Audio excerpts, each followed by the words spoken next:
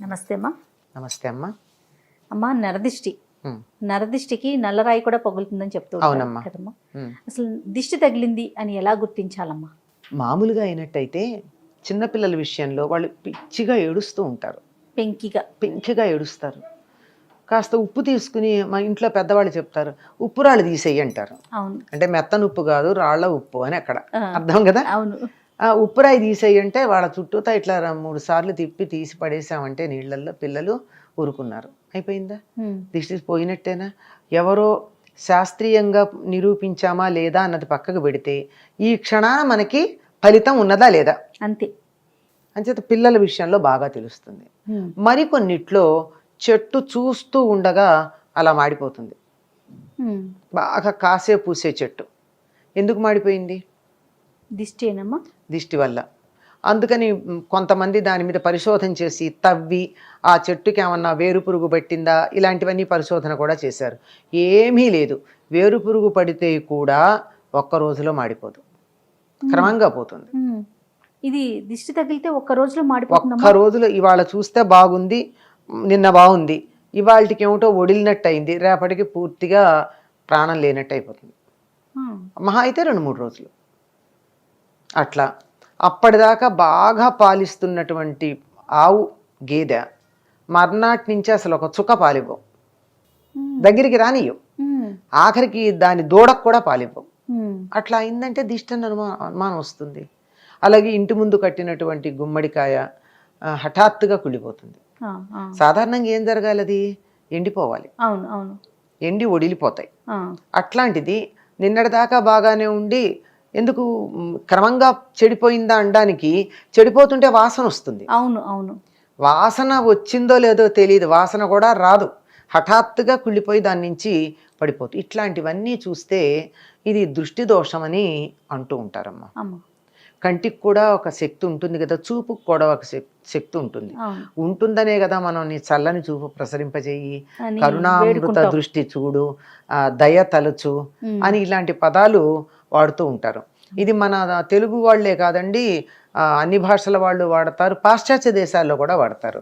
ఆ చల్లని చూపులు అనేది చక్కగా మమ్మల్ని బాగా, వాళ్ళకి చల్లని కాదనుకోండి, వాళ్ళకి వామ్ కావాలి అంచేత సందర్భాన్ని బట్టి ఆ చూపు అన్నది లుక్ అంటారు వాళ్ళు, pay A look, something like that అలా వాడతారు. ఆ విధంగా చూపుకి అంతటి శక్తి ఉంటుంది అని మనకి అందరూ చెప్పేటటువంటి మాటే. కనుక 10 మంది ఒక దాన్ని చూసి అసూయ పడితే, అసూయతో గనక చూసినట్టయితే, ఈర్ష్య, అసూయ కన్నా కూడా ఈర్ష్యతో గనక చూసినట్టయితే అది ప్రతికూల ప్రభావం కలుగుతుంది. అందువల్ల వాళ్ళకి ఏదో ఒక హాని కలగడం జరుగుతూ ఉంటుంది. అందుకే ఈ మధ్యకాలంలో చెప్తున్నారు, పిల్లలు చాలా బాగున్న వాళ్ళు కాస్త హఠాత్తుగా వ్యాధికి లోనయ్యి చిక్కిపోయి చనిపోవడాలు లాంటివి కాదు కానీ చిక్కిపోవడం, ఏడుస్తూ ఉండడం, నవ్వుతున్నవాడు మళ్ళీ ఏడుపు మొహంగా ఉండి ఇట్లా జరుగుతోంది. ఏమిటి అంటే దానికి ఒకళ్ళు చెప్పారు, మీ పిల్లల ఫోటోలు స్టేటస్లోను ఫేస్బుక్లో సోషల్ మీడియాలో పెడితే అంత బాగుందో అని 10 మంది అనేటప్పటికీ అయ్యో నా కొడుకు ఇలా లేడే అని అసూయతో కానీ ఈర్ష్యతో కానీ కొంతమంది చూశారు అంటే దానివల్ల జరిగి ఉండొచ్చు అని చెప్తున్నారు. అది వాస్తవం ఎంతో మనకి తెలియదు, కానీ చెప్పడం మాత్రం నిజం. అది నిజమవునో కాదో కానీ 10 మందిలోకి వెళ్ళి ప్రదర్శన చేసుకున్న తర్వాత మాత్రం వాళ్ళకి ఇబ్బంది కలగడం అన్నది ప్రత్యక్షంగా మనం చూస్తూనే ఉన్నాం. దాన్ని నరదిష్టి, నరఘోష ఇట్లాంటి పదాలతో మనం వాడుతూ ఉన్నాం దాన్ని. ఇది పోవాలంటే ఏం చేయాలమ్మా? ఒకటి ఉప్పుతో తీయటం అన్నారు, అది పిల్లల వరకు, పెద్దవారికి కూడా అంతే. పెద్దవాళ్ళకు కూడా అంతేనమ్మా. మామూలు వ్యక్తులకు అయినట్టయితే అంతే. ఈ మధ్య కాలంలో చాలా మంది ఏం చేస్తున్నారంటే ఈ ఉప్పు తీసి, రాళ్ల ఉప్పు, సముద్రం నుంచి వచ్చినటువంటి ఉప్పు, ఆ ఉప్పుని తీసి ఇంట్లో నలుగురు వచ్చేటటువంటి చోట పెడుతూ ఉంటారు.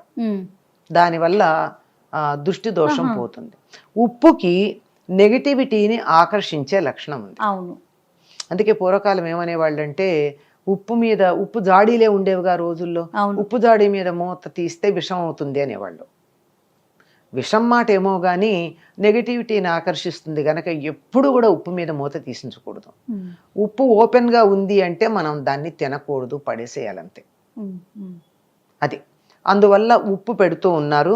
ఆ పెట్టినటువంటి దానిని తీసుకెళ్ళి ఫ్లష్ చెయ్యాలే తప్ప బయటపడేయటం కానీ అట్లా చేయకూడదు. ఎందుకంటే ఆ నెగిటివిటీ ఇంకోళ్ళకి ఇచ్చిన పాపం మనకి రాదా? అదే ఖచ్చితంగా వస్తుంది. అందువల్ల వీలైనంత వరకు అట్లా చేస్తూ ఉంటారు. ఈ మధ్య కాలంలో చాలా మంది కాలికి ఏదో నల్లతాడు చుట్టుకోవటం, అవును, నల్లదారాలు కట్టుకోవడం చేస్తున్నారు. పూర్వం అయితే దిష్టి చుక్క పెట్టుకునేవారు, అది కూడా బ్యూటీ స్పాట్ అవడానికి. పూర్వకాలం సినిమాలు చూడండి, అందరికీ ఒక బ్యూటీ స్పాట్ ఉంటూ ఉండేది. అది పిల్లలకైతే పెద్ద అందంగా ఉన్న పిల్లలకి, చంటి పిల్లలకి పెద్ద నల్ల చుక్క ఒకటి పెట్టేవారు, బుగ్గన దిష్టి చుక్క. అంతెందుకండి, పెళ్లి కూతురికి పెళ్లి కొడుకుకి పెడతారు. ఎందుకని? అసలు ఆ సమయానికే ఆ పెళ్లి కూతురులోను పెళ్లి కొడుకులోను ఆ అలంకారానికి ఒక కళ వచ్చేస్తుందమ్మా, లక్ష్మీనారాయణ కళ. ఆ కళ వల్ల వాళ్ళ వంక ఆకర్షణగా చూశారనుకోండి అందరూ. ఎవరో ఒకళ్ళకి కొంచెం చెడ్డ ఆలోచన ఉండదా, నా కూతురికి ఇంకా పెళ్లి కావదర్లేదు, నా కొడుకు ఏమిటో ఎప్పటికీ చూస్తానో ఇట్లా అనేటటువంటి ఆలోచన తనకి లేదు అనుకోవడం పర్వాలేదు, కానీ వీళ్ళకి వచ్చేసింది అని ఈర్ష్యపడతారే, ఆ ఈర్ష్య దృష్టితో గనక చూసినట్టయితే తప్పనిసరిగా వాళ్ళకి కొంచెం దోషం వస్తుంది. అందుకని అది దానికి దోషం తగలకుండా ఉండడానికి, దోషం సోకకుండా ఉండడానికి చుక్కలు పెడుతూ ఉంటారు. ఇది వ్యక్తులకైతే. ఇంటికైతే ఇంట్లో అయితే ఉప్పు పెడతాం, ఇంటి ముందు గుమ్మడికాయ కడతారు, బూడిద గుమ్మడికాయ. ఈ బూడిద గుమ్మడికాయకి దిష్టిని ఆకర్షించే లక్షణం ఉంటుంది దానికి. అందుకే సిగ్గులేంది అని చెప్తూ ఉంటారు గుమ్మడికాయని, బూడిద గుమ్మడికాయని. ఎందుకంటే మిగిలినటువంటి వాటిని మీరు ఎప్పుడన్నా మీరు గమనించారో లేదో, అంటే ఇళ్లల్లో మొక్కలు అవి ఉన్నవాళ్ళు ఇదిగో పింద ఉంది అని వేలుతో చూపించకూడదుట. వేలుతో చూపించకూడదు, ఎక్కడుందంటే ఇట్లా చూపిస్తారు, వేలు కొస.